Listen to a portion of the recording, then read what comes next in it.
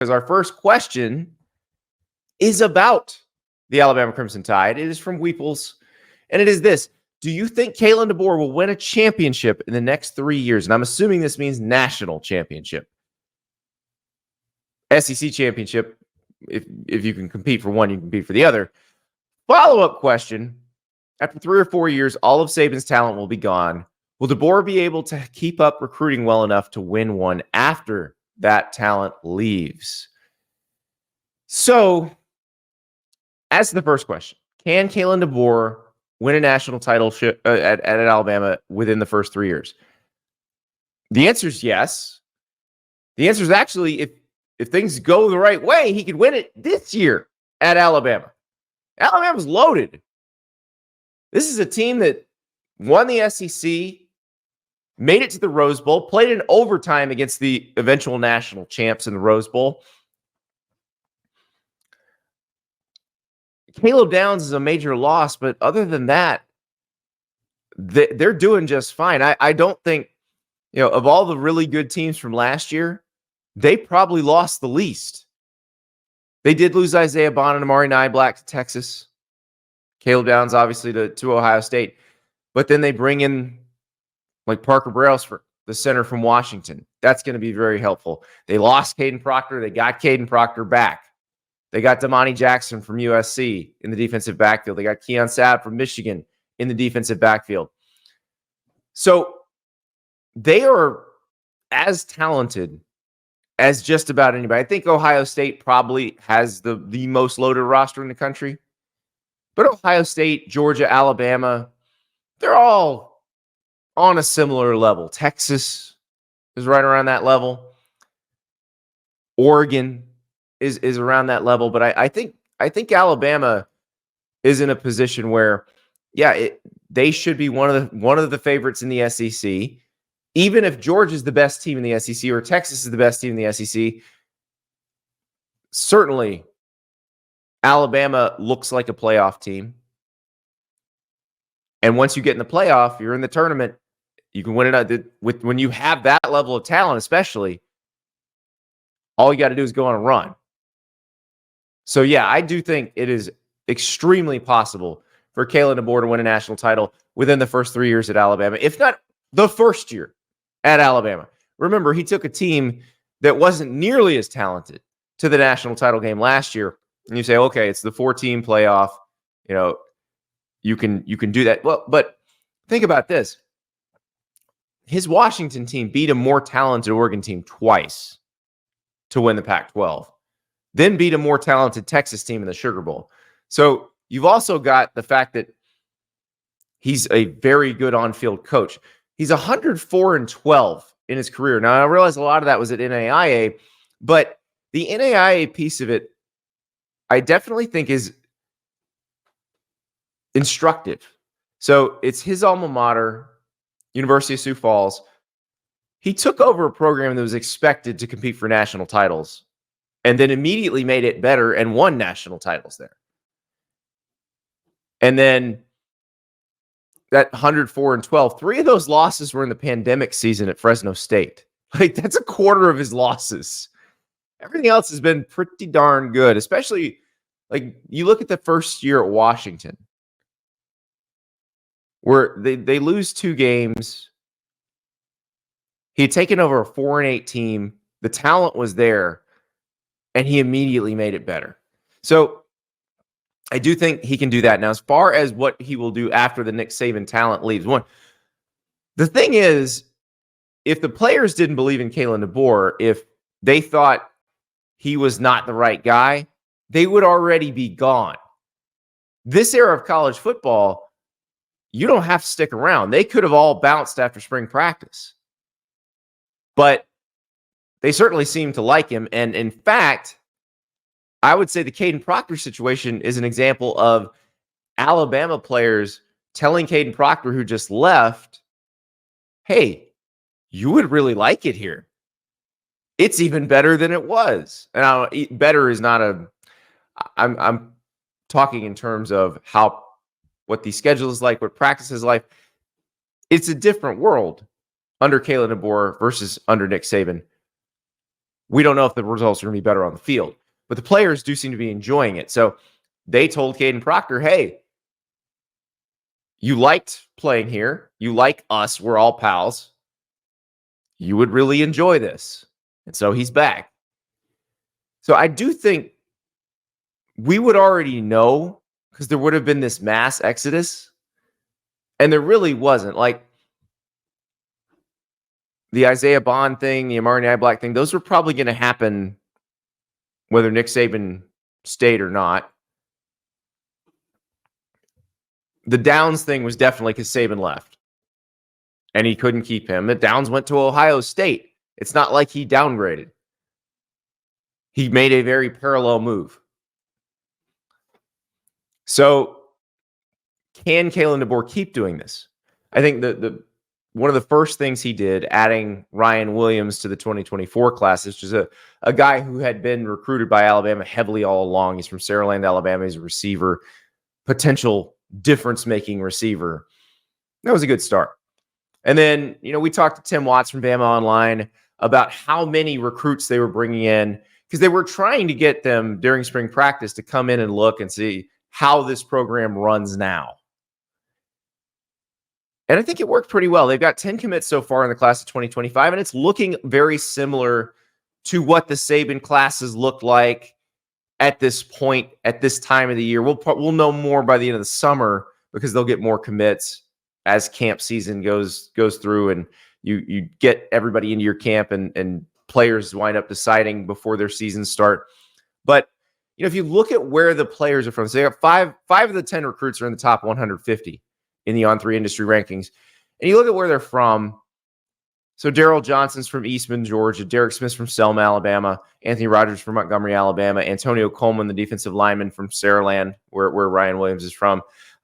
Jordan Harmon, the linebacker, he's from Rome, Georgia. These are all places that Alabama has very much recruited over the years, that the Saban staff's recruited very heavily. It's not like Kalen DeBoer came in and said, oh, I'm from South Dakota.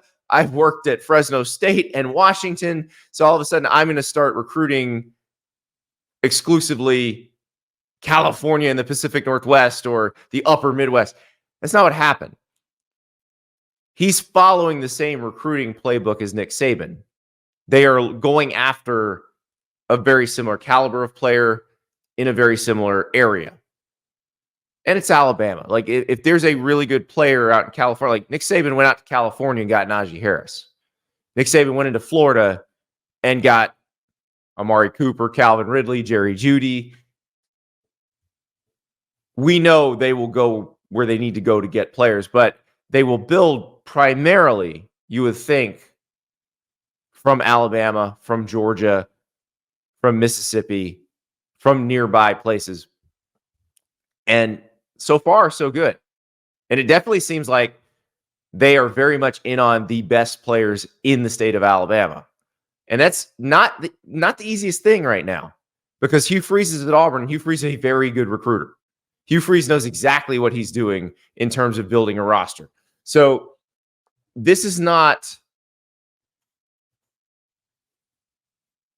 a situation where Auburn is not in the fight. Like, Auburn is in the fight for everybody at this point. So it's not going to be easy for Kalen DeBoer, but I do think he has the right plan. I think you look at the assistants he retained. He retained Freddie Roach and Robert Gillespie. Those are guys who know what they're doing. They can definitely recruit that area. They've been in the SEC in the South for a long time. Kane Womack is his defensive coordinator. Kane Womack grew up in the SEC recruiting environment. His dad, Dave, is a longtime SEC assistant. And so I think they've got a good mix of the guys who understand the lay of the land in terms of recruiting. And remember, we're in the NIL era. So you have that piece of it too. Now, here's where I will say that Kalen DeBoer will have it more difficult than Nick Saban would have.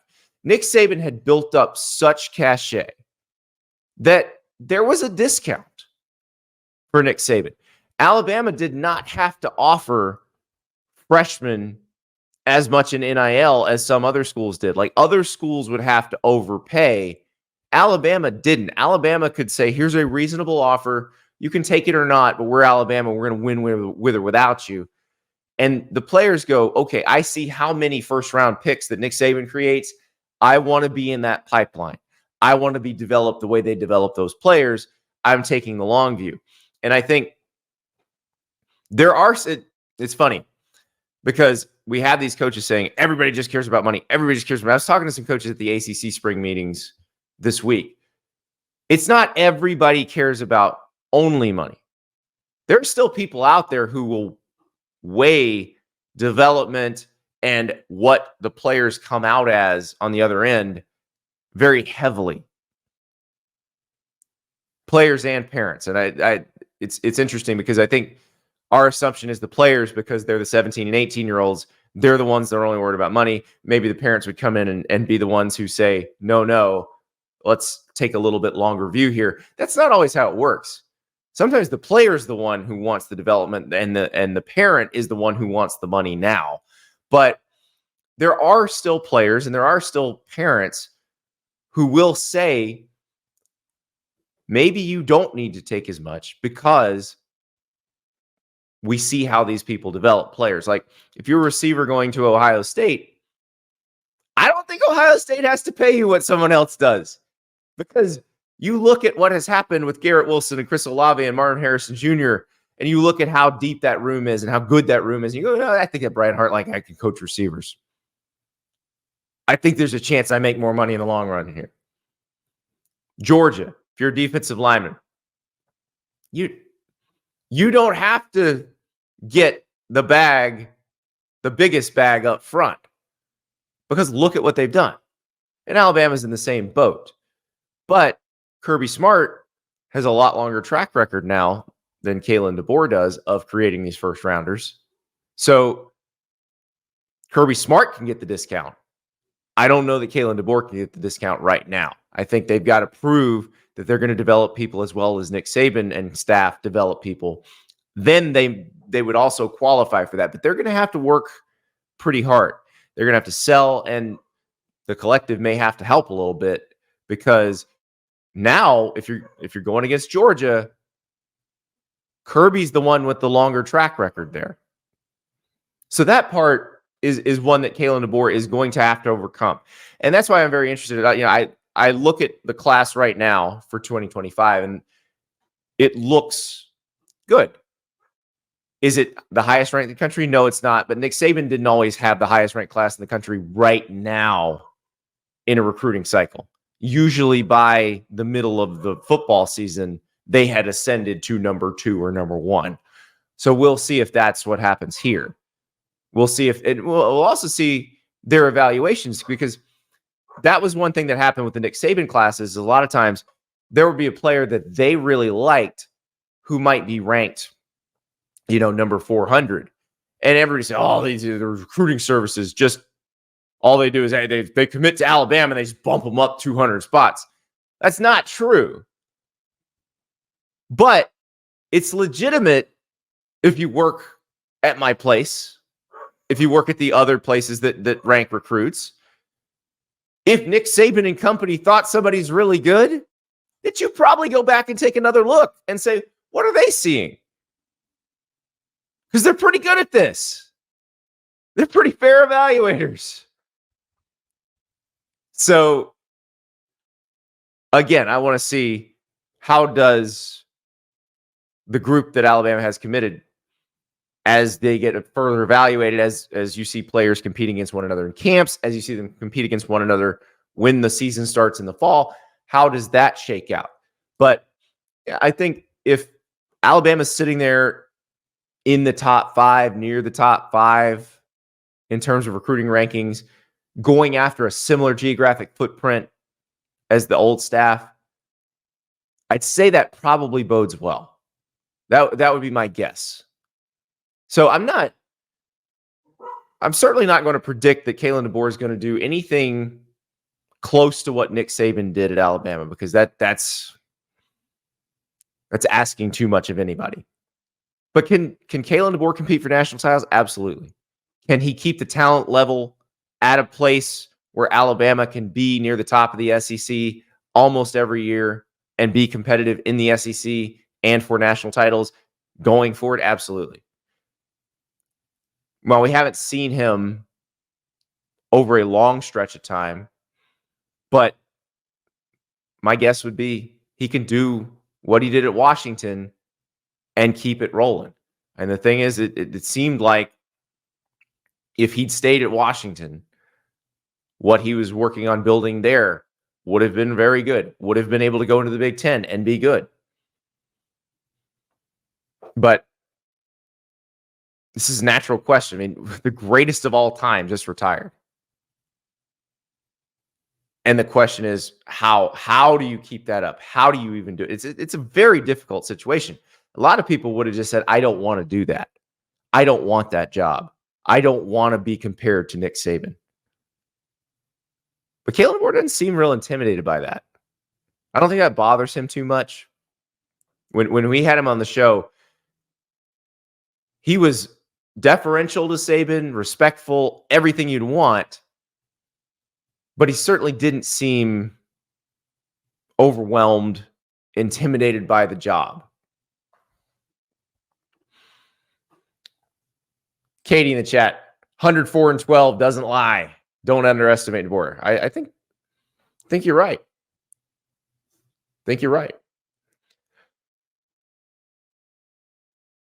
Here's a new question. This is another Alabama-related question. This is from Onikuno in the chat, Onikuno in the chat. Is Bama at Oklahoma the biggest game that's Tide have played a week before the Iron Bowl? Serious question. They normally play cupcakes a week prior, don't they? The cupcakes had been taken off the menu by a little bit of reshuffling in the SEC schedule. But yeah, this one at Oklahoma definitely feels like the toughest tune-up. And look, Oklahoma is not a tune-up for anybody, but the toughest pre-Iron Bowl game. And I think that's one of the bigger changes in the new SEC schedule is everybody's got to deal with this. Now, Alabama's playing Mercer the week before. So they have that game still, but I think ESPN probably came in and said to the SEC at some point, what you're doing the week before rivalry week, we can't have this. We can't have this every year. We would like some games that people would want to watch. This is not acceptable. So now you have Alabama going to Norman the week before the Iron Bowl, and you have Auburn hosting Texas A&M. Either one of these games could trip the other up. Now, everybody, I'm sure, is throwing your Auburn, New Mexico State result in the chat right now, and that's fine. That was a very strange situation. That was a very strange 2 weeks. Auburn getting housed by New Mexico State, and then probably should have beaten Alabama in the Iron Bowl, if not for a 4th and goal from the 31-yard line. I still can't believe that happened. Thank you so much for watching. Just a reminder, subscribe to this channel right here so you never miss an episode of Andy Staples on 3. And oh, by the way, watch all the other great videos on the On3 Sports YouTube channel.